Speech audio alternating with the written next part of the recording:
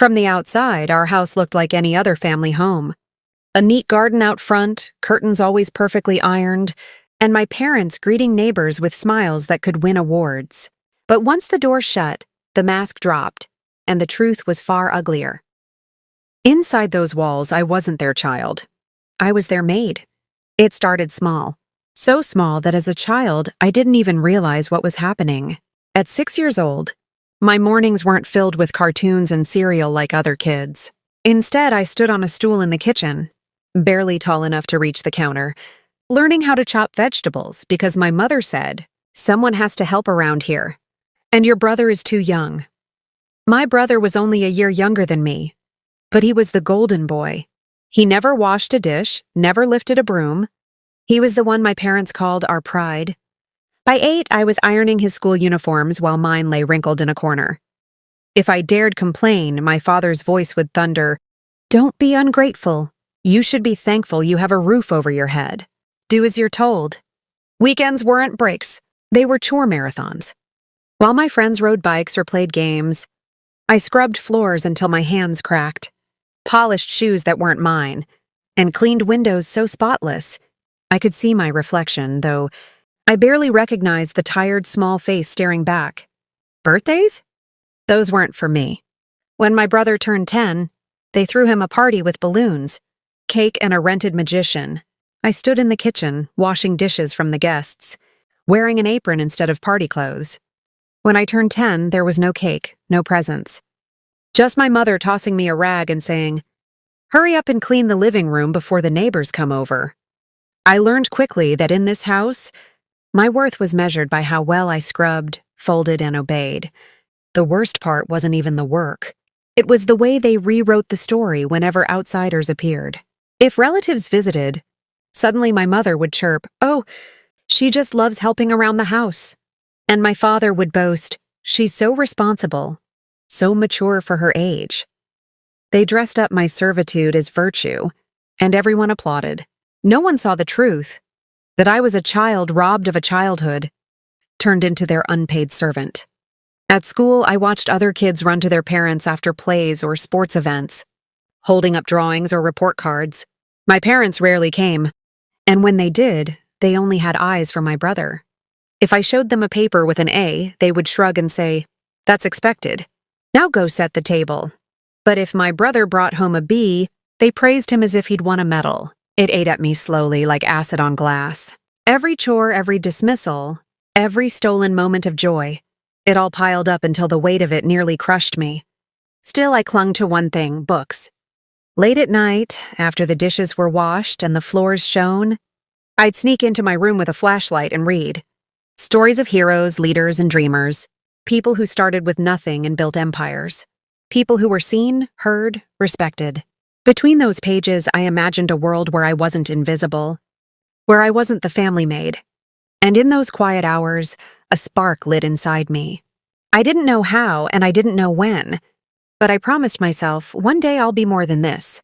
One day, they'll regret treating me like a servant. Teenage years are supposed to be the bridge between childhood, dreams, and adult possibilities. For me, those years were nothing but chains. By the time I turned 13, I had already learned that in my parents' eyes, I wasn't a daughter to be guided, supported, or celebrated. I was a tool. School mornings were the same exhausting ritual. I'd wake up at 5 a.m., not because I wanted to, but because someone had to prepare breakfast. My brother's uniform was laid out neatly on his bed by me, ironed the night before. My own uniform was often crumpled, sometimes missing buttons, but I was expected to make do. If I dared to be late with his toast, my mother's scolding would echo through the house. "Why can't you be more responsible? Do you want us to be embarrassed?" Embarrassed. That word became a whip. My parents wielded it whenever they wanted obedience. They acted as though my only purpose was to ensure their image stayed spotless. The humiliation grew sharper at family gatherings. Relatives would crowd our living room, the smell of food filling the air, laughter bouncing off the walls. My parents would play the gracious hosts, smiling and entertaining. And me, I was the maid in plain sight, carrying trays of drinks, refilling plates, cleaning up spills. making sure everyone was comfortable. Such a helpful girl. An aunt once said, watching me scurry back and forth. I was sweating, balancing plates heavier than my arms could manage. My mother's smile widened. She loves it, she lied. No one noticed the way my hands trembled. No one saw how badly I wanted to sit, laugh, and be treated like a guest for once. The worst moments were when kids my age came over. Cousins, neighbors, friends of my brother. They lounged on couches, played video games, shared gossip, while I fetched snacks and drinks for them. Once a cousin sneered, "Wow, your parents really do treat you like the maid." Everyone laughed. My cheeks burned, but I couldn't say a word. If I protested, my father's glare would cut me down instantly. At school, I worked hard. I wanted, needed to prove I was more than what they made me at home. I earned high grades, poured myself into projects, even won a regional science fair. I came home beaming, clutching the certificate, hoping maybe, just maybe this time they'd see me. My mother barely glanced at it. "Good. Now hurry, the living room's a mess. Guests are coming." I swallowed the lump in my throat and picked up the mop. The cycle repeated endlessly. Each accomplishment of mine was dismissed, while my brother's smallest achievements were celebrated with parties and gifts. He scored average grades. He was a genius. He joined a sports team. He was a hero. Meanwhile, I was invisible unless there was a floor to scrub or a dish to wash. By 16, I had perfected the art of silence. When guests arrived, I kept my eyes down, moving like a shadow. My parents liked it that way, unseen, unheard, obedient. They introduced my brother proudly to everyone. Our future leader, our pride, our golden child. Me? I wasn't introduced at all. The breaking point came one summer evening. My parents hosted an important dinner. Business associates, community members, people whose approval they craved. I was ordered to serve the meal. Dressed in plain clothes, not allowed to sit at the table, I circled the room like a waitress. At one point, a guest mistook me for hired help. "She's very efficient," he said approvingly. My father chuckled, sipping his wine. "Oh, that's just our daughter. She knows her place." The room laughed. I froze, the tray trembling in my hands. Heat rushed to my face. Tears pricked my eyes, but I forced them back. I couldn't break, not in front of them. I plastered a smile, finished serving, then escaped to the kitchen where I finally let silent sobs rack my body. That night, as I lay in bed staring at the ceiling, I made a silent vow. One day, they'll choke on those words. One day, they'll see me not as their maid, but as someone they can't ignore. By the time I reached 17, I knew two things with absolute certainty. First, that my parents would never see me as more than their maid. And second, that if I wanted a future worth living, I'd have to carve it out myself. It wasn't easy to dream in that house. Every corner reminded me of servitude. Brooms stacked by the door, endless lists of chores taped to the fridge, my brother lounging in the living room while I scrubbed at stains. But somewhere deep inside me, a quiet rebellion took root. It began with a book.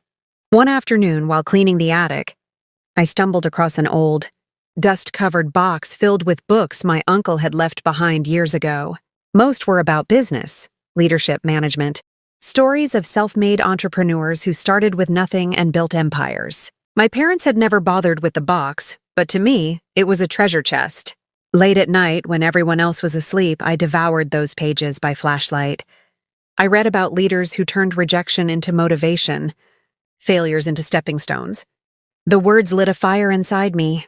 If they could rise from poverty and obscurity, why couldn't I rise from the chains my parents had tied me with? For the first time, I saw a path out. I started keeping a notebook hidden beneath my mattress.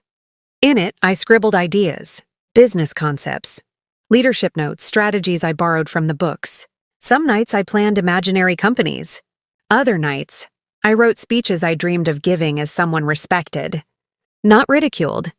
During the day, my parents' ridicule only added fuel to the fire. "Why are you wasting time reading?" My father scoffed when he caught me with a book once. "Those stories aren't for people like us. Certainly not for you." My mother was harsher. "Stop daydreaming. Your job is to help this family, not chase fantasies. You'll never be more than what you are." Her words cut, but they also hardened me. Each insult was like a hammer striking steel, forging my resolve. At school, I pushed myself relentlessly. While my brother coasted through classes, I studied late, volunteered for leadership roles in group projects, and secretly took part in after-school business clubs. I never told my parents. If they found out, they'd only mock me or forbid it. But those clubs gave me something I'd never had before: validation. My teachers noticed my drive. "You have a mind for strategy," one told me. Another said, "You think like a leader." Their words were like drops of water on a parched desert. For once, I wasn't invisible. Still, balancing school, secret clubs, and endless chores nearly broke me. Some nights, I collapsed into bed too exhausted to cry. But every time despair whispered, "Give up." I remembered that humiliating dinner where my father had laughed and said, "She knows her place." No, one day I'd make them eat those words. By 18, the rift between me and my parents had widened. They treated me with the same cold indifference, but I had stopped trying to win their approval. I saved every penny I earned from tutoring classmates and odd jobs. I hid the money in a jar buried beneath the floorboard in my room. My dream wasn't just to leave, it was to rise so high they couldn't deny me. The opportunity came in the form of a scholarship. My guidance counselor encouraged me to apply for a business program at a prestigious university.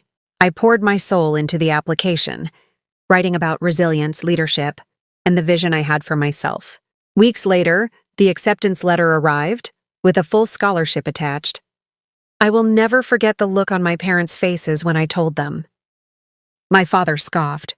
"Business school? Waste of time. You'll just embarrass yourself." My mother shrugged. "Go if you want, but don't expect help from us. We're not paying a dime." They thought their indifference would crush me. Instead, it set me free. That night, I packed quietly, stuffing clothes into a worn-out suitcase. My brother barely looked up from his video game as I dragged it toward the door. My parents didn't even say goodbye. But as I stepped out into the night air, scholarship letter clutched in my hand, I whispered to myself, "This is the beginning. One day I won't just be their maid. I'll be the boss." University was supposed to be my clean slate, and in many ways it was. But before I could fully step into that new world, my parents orchestrated one last act of humiliation that would burn itself into my memory forever, and ultimately become the gasoline that fueled my rise. It happened the summer after my freshman year. I had returned home briefly because the scholarship didn't cover summer housing, and I couldn't yet afford my own apartment. I thought foolishly that maybe my parents would soften now that I was in business school, that they'd acknowledge even a sliver of my progress. Instead, they saw me as the same servant they'd always used. The moment I dropped my suitcase in the hallway, my mother handed me a rag. "The living room hasn't been dusted. Don't just stand there." My father barely looked up from his chair. "And remember, guests are coming this weekend. Don't embarrass us." I wanted to scream, "I'm not your maid. I'm a university student. I'm building something for myself." But I swallowed the words. I didn't have anywhere else to go yet. Then came the dinner party. It wasn't just any gathering. My parents had invited important people from the community, business owners, wealthy acquaintances, people they wanted to impress. I should have been sitting at that table as an equal, a business student with ambition. Instead, I was shoved into the kitchen, ordered to prepare and serve like a waitress. The humiliation grew sharper with every plate I carried. Guests laughed, chatted, complimented my mother on the meal, never knowing it was me who had cooked most of it. I refilled glasses, cleared dishes, smiled through clenched teeth. Then came the moment that broke me. One of the guests, a well-dressed man with a booming laugh, gestured toward me as I poured him wine. "You've trained your maid well," he said casually to my father. Laughter erupted around the table. My chest constricted. I waited, praying, hoping my father would correct him, say, "That's not our maid, that's our daughter. She's in business school, actually." Instead, my father smirked, lifted his glass, and said, "She knows her place." The laughter grew louder, echoing in my ears like gunfire. My cheeks burned, but I didn't let the tears fall. I stood frozen, the tray trembling in my hands. Every pair of eyes on me, not with respect, not with recognition, but with amusement. In that moment, I died a little inside. But another part of me was born. That night, when the guests left and the laughter faded, I went to my room, locked the door, and broke down. My body shook with sobs, my throat raw from holding them back. I pressed my face into the pillow and screamed until my voice cracked. Then I sat up, staring at the scholarship papers and notebooks scattered across my desk, my hands clenched into fists. Enough. That word thundered in my head. Enough of being their servant. Enough of being invisible. Enough of swallowing my worth while they fed their pride. I picked up my pen and wrote 3 words, in bold letters across the first page of my notebook. I will rise. That was the night everything changed. From then on, every insult, every chore, every dismissal, they weren't chains anymore. They were fuel. I promised myself that one day, they would sit in a room full of important people again. Only this time the laughter wouldn't be at me. It would be at them when the world discovered the truth they had tried to bury. That the maid they mocked was the boss they could never control. The morning after that humiliating dinner, something inside me had shifted permanently. I moved through the house like a ghost, doing what was expected, but my mind was no longer chained. I was planning my escape. I didn't announce it. I didn't scream it at them the way I wanted to. I knew my parents well enough to understand that if I confronted them, they'd mock me, tear me down, or worse, forbid me from leaving. I couldn't risk giving them that satisfaction. So I stayed silent, quietly building my exit. I started by saving. Every tutoring session, every odd job I picked up from classmates during the summer, I tucked the money away. I skipped meals to stretch it further, wore the same clothes until the seams frayed, told friends I couldn't join outings because I was busy studying. They didn't know the truth, that I was hoarding every dollar like it was oxygen. The day I finally left was unremarkable to anyone but me.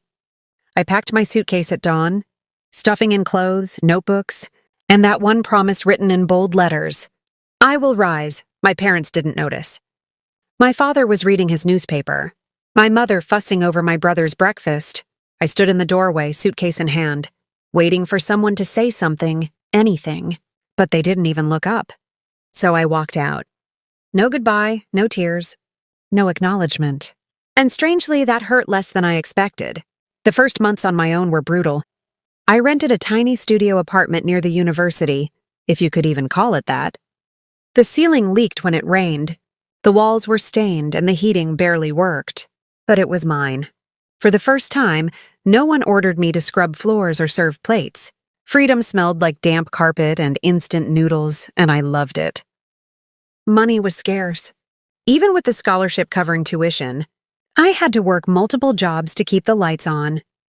I waited tables in the evenings, wiped down gym equipment before dawn, and spent weekends handing out flyers on street corners. Some nights I collapsed on the thin mattress in my apartment, muscles aching, stomach growling, but a fierce pride burned in me. Every dollar I earned was mine. No one could take that from me. Still, the loneliness was heavy. While classmates went home to supportive families on holidays, I stayed behind, working shifts. When others received care packages from their parents, I unwrapped day-old bread from the diner where I worked. Sometimes, in the quiet of my room, doubt crept in. What if my parents were right? What if I was destined to fail? But then I'd flip open my notebook and read those 3 words, I will rise.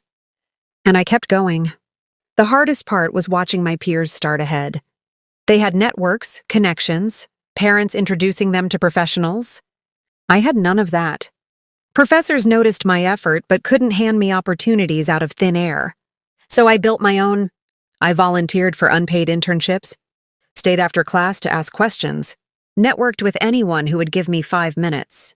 There were nights I cried in frustration, staring at the ceiling of my apartment, wondering why success seemed so far away. But giving up was never an option. Each failure was just another brick in the foundation I was building. The years blurred into a cycle of work, study, and survival. I graduated top of my class.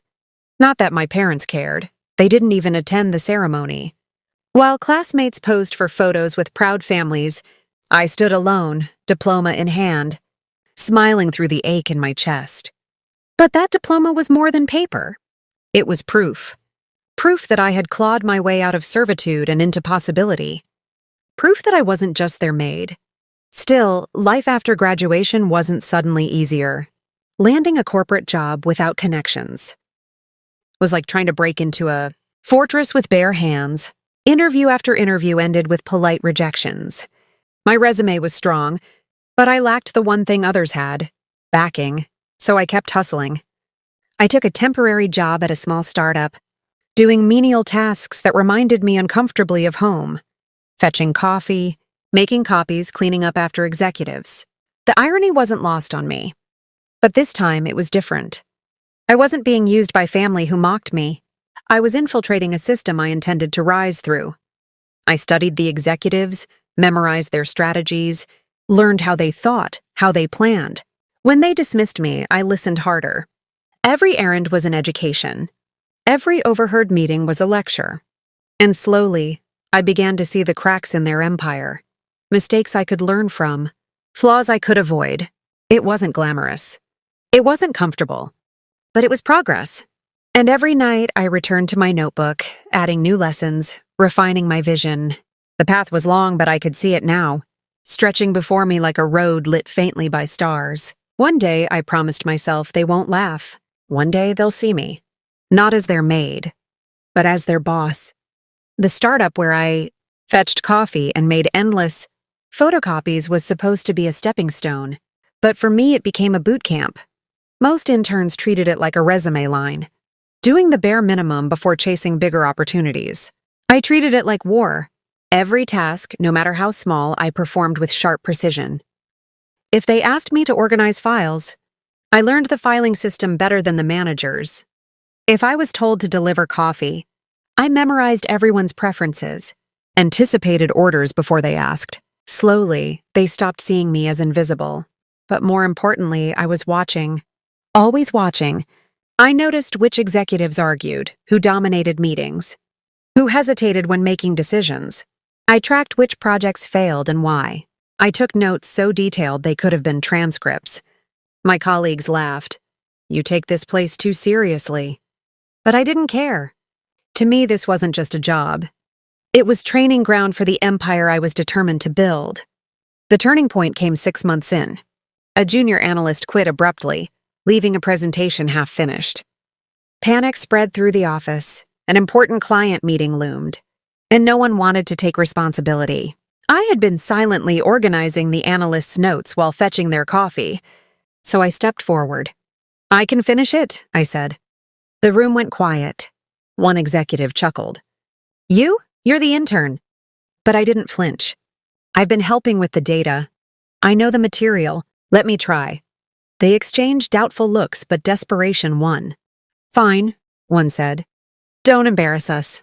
I worked all night, fueled by adrenaline and years of swallowed humiliation. I built charts, crafted arguments, and polished the slides until they gleamed. The next morning, I delivered the presentation. My voice shook at first, but then steadied as I saw the client nodding, impressed. By the end, they were clapping. For the first time in my life, applause was directed at me. The executives were stunned. One even muttered, "Maybe we underestimated her." That moment changed everything. I was offered a junior analyst position, skipping the usual internship extension. From there, I clawed my way upward. I stayed later than anyone, volunteered for the toughest assignments, and treated every mistake as a lesson. When others coasted, I sprinted. When others played politics, I built results. The sacrifices were brutal. I missed birthdays, holidays, nights of sleep.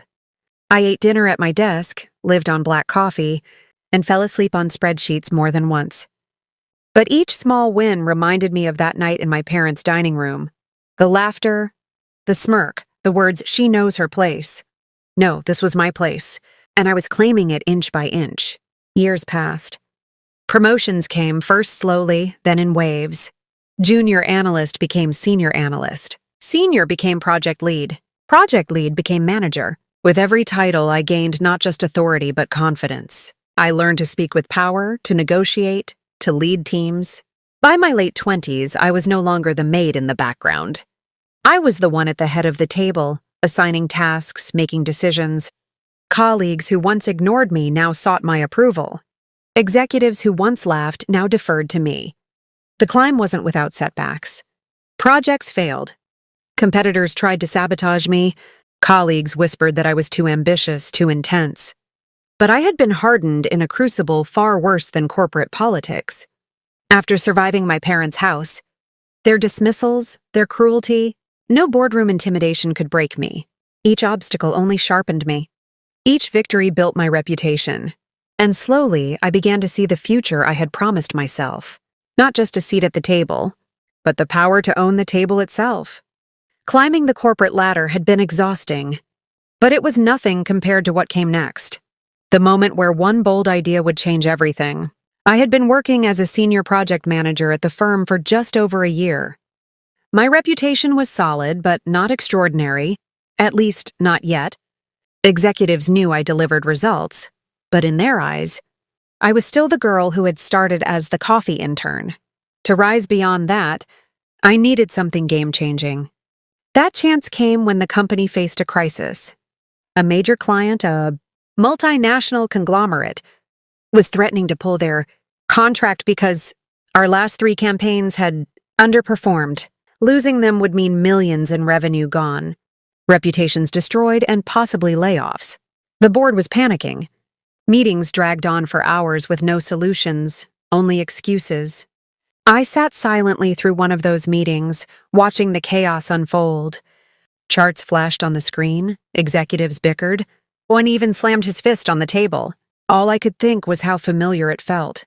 Like my parents, scrambling to save face in front of guests, pretending everything was under control. Finally, when the room went quiet in defeat, I spoke. What if, I began cautiously, we stop trying to sell them what we think they need, and instead build something around what their customers are actually asking for? Heads turned. I clicked open my laptop, heart pounding, and pulled up data I had been quietly gathering for weeks. Late nights, I had combed through customer reviews, market trends, and competitor strategies. Patterns emerged that no one had bothered to notice. They don't want flashy campaigns, I explained. They want authenticity. They want to see themselves in the product. If we shift from hard sell ads to storytelling built around real customer experiences, not only will this client stay, they'll expand. The room was silent. Then one executive scoffed. That's risky. Too idealistic. But another leaned forward. Show us more. That was all the opening I needed. I worked day and night for the next 2 weeks, building a full proposal. Not just slides, but sample campaigns, mock-ups, cost analysis, projections. I called in favors from designers, stayed in the office until dawn, lived on vending machine snacks. By the time the presentation day arrived, my hands shook from exhaustion, but my voice did not. The client listened intently as I unveiled the strategy. I showed them customers who felt unheard, stories that would connect, ways to humanize their brand without sacrificing revenue. When I finished, the room erupted in applause. The client's CEO shook my hand and said, "This is exactly what we've been looking for." Not only did they renew the contract, they expanded it, doubling their investment in us. That project became legendary within the firm. My name spread like wildfire through boardrooms and offices. Suddenly, I wasn't just that hardworking manager.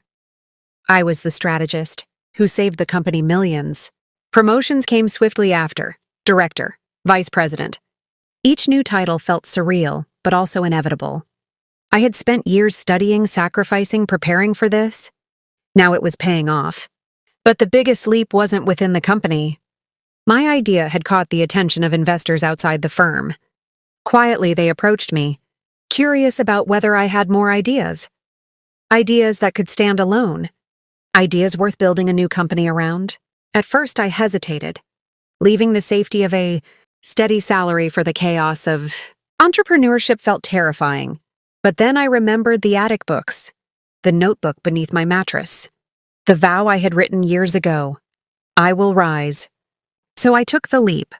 With a small team of believers, I founded my own startup. It wasn't glamorous at first, just a cramped office, second-hand furniture, and a handful of clients willing to take a chance on me. But I poured everything into it, my vision, my energy, my refusal to quit. And slowly it grew. One client became 5. 5 became 50. Within a few years, we weren't just competing with the giants. I was sitting at the same table, sometimes leading it. My company's name appeared in magazines, on award lists, in industry conferences. The girl once mocked as a maid was now introduced as the rising CEO in business innovation. I had built an empire from the ground up. And yet the sweetest moment hadn't come. Not yet. That would arrive the day my parents, desperate to impress someone far above their reach, walked into a room expecting me to serve, only to find out I was the boss they needed to beg. Success has a strange way of coming full circle. For years, I had avoided my parents entirely. I didn't call. I didn't visit. The pain of my childhood lingered, and though I had risen, I wasn't ready to face them.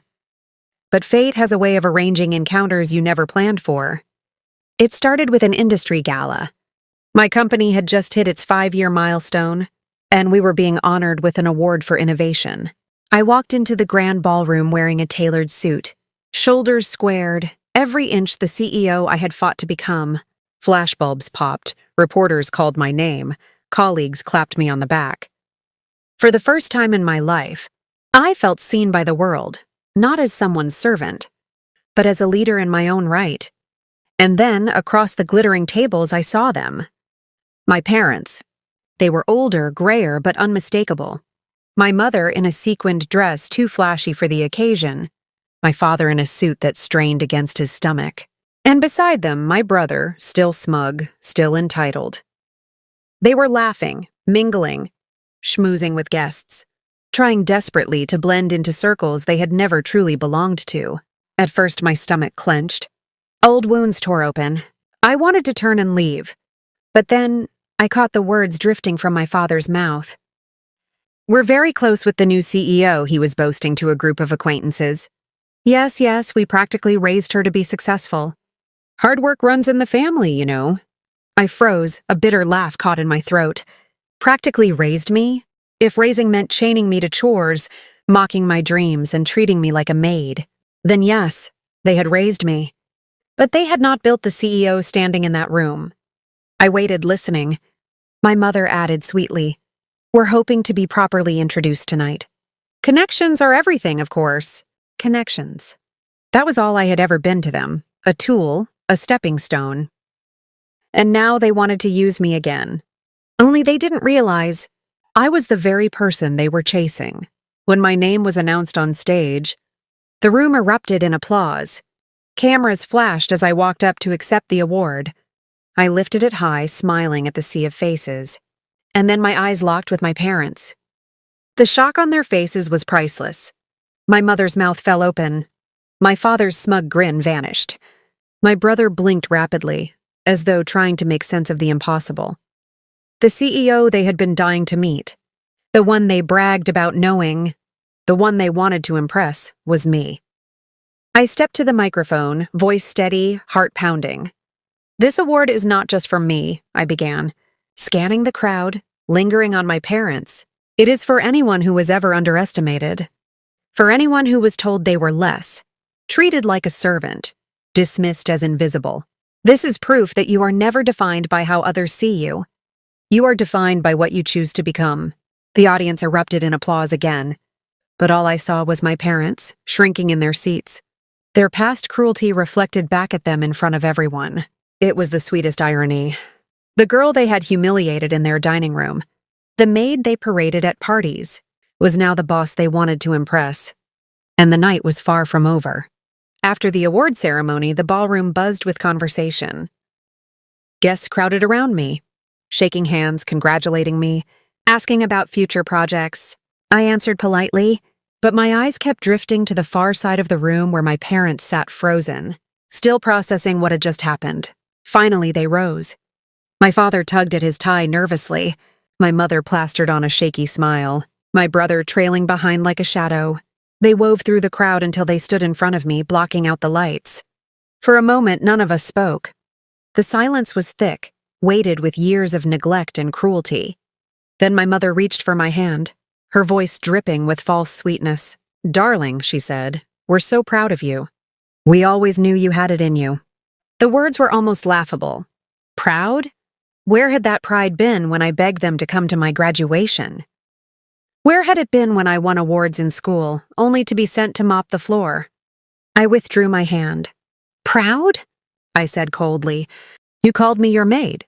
My father chuckled awkwardly, as if to smooth things over. "Oh, come now, don't dwell on the past. We were only tough on you because we wanted you to succeed."